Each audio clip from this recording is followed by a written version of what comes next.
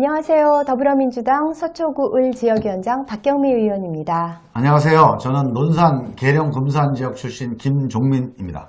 네, 오늘은 선거제도 핵심 체크 시간입니다.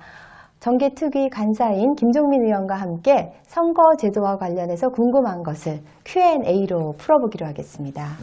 우선 이번 선거제도의 핵심을 딱 한 줄로 요약하신다면?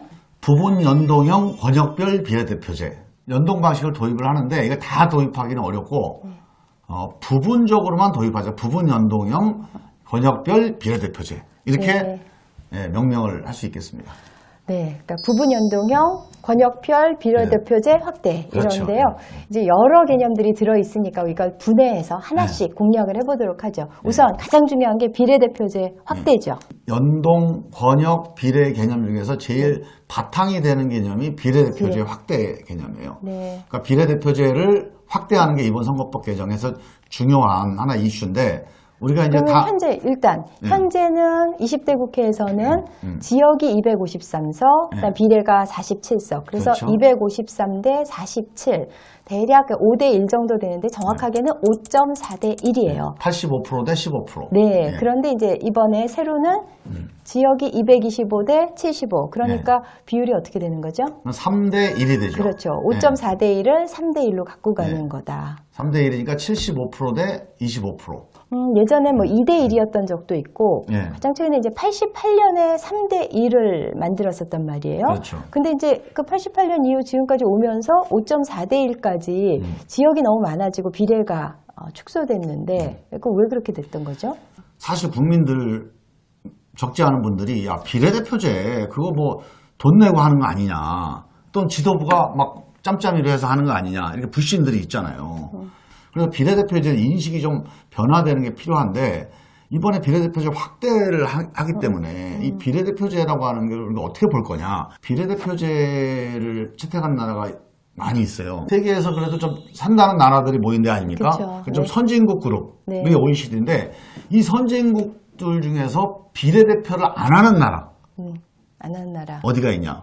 미국, 영국, 프랑스, 캐나다, 호주 네네. 이 정도가 비례대표를 안 합니다. 그리고 100% 비례대표제를 하는 국가들 나머지 32개국은 다 비례대표제를 하는데 그 중에서 7개 나라는 이런 지역대표도 뽑고 비례대표를 뽑는데 25개 나라 거기는 100% 비례대표제 그렇죠. 특히 권역별 비례대표제로 국회의원을 선출합니다. 그러니까 비례대표제가 대세다.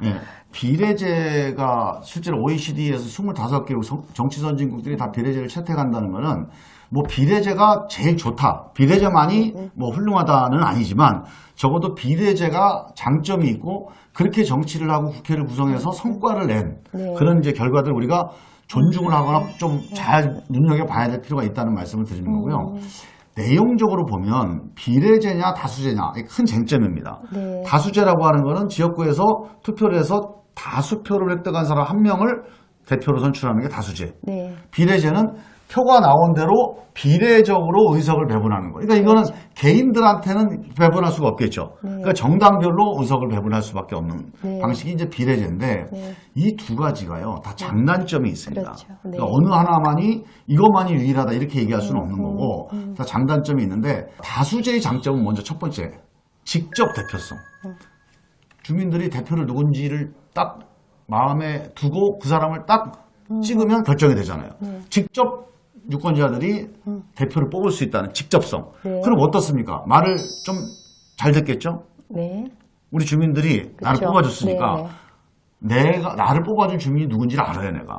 그러니까 그 사람이 얘기하면 잘 들을 수 있어요. 근데 단지 문제는 뭐야?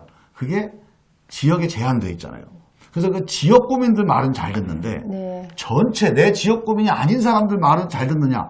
이거는 이제 국회의원들의 역량과 자세에 따라 달라지는 거예요. 그 전국적으로 비슷합니다. 한 40% 국민들이 찍은 사람들은 국회의원인데 나머지 60%는 자기가 찍은 사람이 국회의원이 아닌 상태가 되니까 이게 민심 그대로가 안 된다. 그렇죠. 민심 왜곡 현상이 나타나는 거죠. 다수제의 지역구 투표의 장점과 단점이에요. 비례대표제와 관련해서 그 나경원 대표의 어떤 페이크 뉴스 한번 좀 지적을 해볼까요? 이 비례대표제를 국민이 직접 뽑지 않은 국회의원이라고 이렇게 폄훼를 했는데요. 나경원 대표는 17대 때 비례로 들어왔잖아요. 본인은 비례로 들어오고 나서 비례를 없애버리는, 이거 신종 먹튀가 아닌가. 본인은 들어오고 나서 그 문 닫아버리는 네. 이런 놀부심보인 것 같은데. 선거제도 역사를 보면 처음에 그렇게 시작을 했다가 비례대표제가 확대되는 게 선거제도 발전의 역사이기 때문에 네. 약간 좀 거꾸로 간다 이런 느낌이 드는 거고요. 비례대표제라고 하는 거는 기본적으로 제일 중요한 게요. 아까 얘기한 대로 사표가 없어지잖아요. 그쵸. 자, 자기가 받은 정당 득표대로 다 배분이 돼서 의석이 배분이 되니까 일단 사표가 없다. 그 다음에 두 번째로 제일 중요한 거. 국회의원이 다양해집니다. 그렇죠. 비례대표제가 되면. 네, 네. 이게 제일 중요한 포인트예요. 국민들은 되게 다양한데 국회의원은 어떻습니까? 국회의원은요. 50대. 예, 지역구에서 딱 한 명만 뽑으니까 네. 되게 50대 남성, 뭐. 그다음에 좋은 대학 나오고, 네. 그다음에 엘리트 코스, 뭐 판검사를 했다든가, 아니면 뭐 고위 관료를 했다든가, 아니면 뭐 민주화 운동을 해서 뭔가 헌신을 했다든가, 뭐 이런 사회적으로 인정받는 엘리트 중심으로 선출이 됩니다. 맞아요. 이 다수제는 1등만 뽑는 거니까. 네. 그렇게 되면 국회가요. 비슷한 사람들로 이렇게 300명이 구성이 돼요. 사회와 국민이 다양한 만큼 국회도 우리 대표기관도 다양해져야 된다. 그러려면 이렇게 비례적으로 표를 나눠주는 그런 비례대표제가 유용하다. 이게 유럽의 100년 동안의 정치 역사에서 검증이 된 겁니다. 비례대표의 장점 여러 가지 말씀을 하셨는데요. 일단 국민들의 다양한 목소리, 네. 국민들의 그 어떤 다양한 구성을 국회로 그대로 이렇게 축소해서 옮겨올 수 있다라는 것, 그리고 동종교배의 연결고리를 끊고 이종교배가 가능할 수 있도록 한다. 네. 그다음 그런 한 가지만 장점. 추가해요. 네. 정말 이것도 중요한 문제인데 그 다양성 때문에 생기는 어떤 그 의미가 있어요. 네. 뭐냐? 지역구 정치인들이 너무 많으면 정책보다는 지역구 이해관계를 조정하는 게 우선이 되는데 그렇죠. 이 비례대표 의원들이 되면 정책에 대한 찬반 논쟁, 새로운 어떤 혁신 이런 논쟁들이 국회에서 주된 토론거리가 되는 거죠. 맞아요. 그래서 가장 첫 번째 비례대표제 확대에 대해서 이제 다뤄봤고, 그 다음에 이제 권역별 비례대표제. 권역별 비례대표제죠. 네, 설명을 예, 해주시죠. 이게 이제 비례대표제를 할 때 전국에서 그냥 정당 명부를 리스트를 뭐 한 30개, 50개 해가지고 정당 비례를 하는 나라는 전 세계 딱 두 나라밖에 없어요. 네덜란드하고 이스라엘. 아, 인구가 좀 적으니까. 네, 그다음에 그렇죠. 예, 뉴질랜드도 이제 연동제로 갔는데 여기도 전국 명부를 사용하는데 인구가 여기도 500만이 채 안 돼요.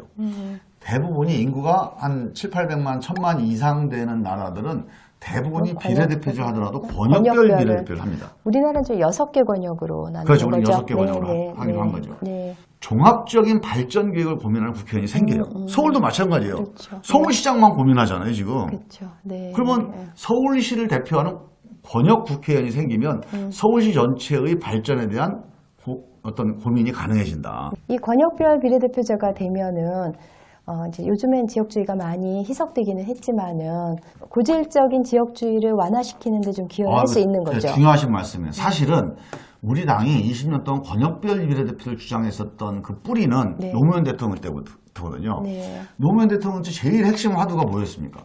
이 지역주의 정치. 그쵸. 이거를 타파하자. 그러면 우리가 연정이라도 하겠다. 그게 노무현 대통령의 정치 인생을 건 일생일대의 숙제였거든요. 지금 한국당 보세요. TK, 영남 여기만 자꾸 파잖아요. 그렇죠. 그러니까 국민들이 짜증내고 국민들이 눈살을 찌푸려도 그냥 오불고 안 하냐. 그러니까 이거는 안 좋다. 그럼 권역별 비례대표제가 되면은 영남 지방에서도 더불어민주당의 비례대표가, 가능하죠. 그다음에 호남 지방에서도 자유한국당의 비례대표가 나올 수 있는 거.